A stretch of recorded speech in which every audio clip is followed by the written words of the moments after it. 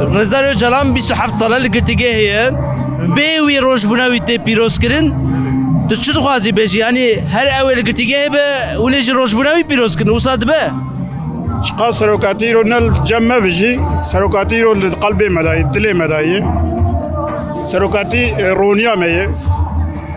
Hey çıkan li girtîgehê li destê dijmin da vijî, fizîka wî yani rihê wî bede ewka wî zihniyeta wî na me dayê, dilê me dayê. Em rojbûna serokatiyê xwe ne li wî tenê.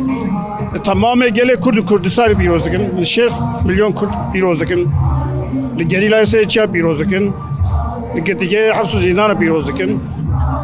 Binê çi roja xweş heta îro çiqa baran û çiqa şilî bû. Em îro ber bi rojê dihatin.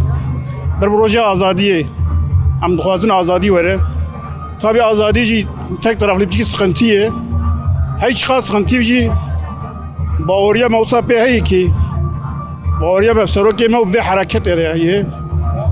Xwe encam çi dû bira vê? Vê ev xelkê bi ser keve.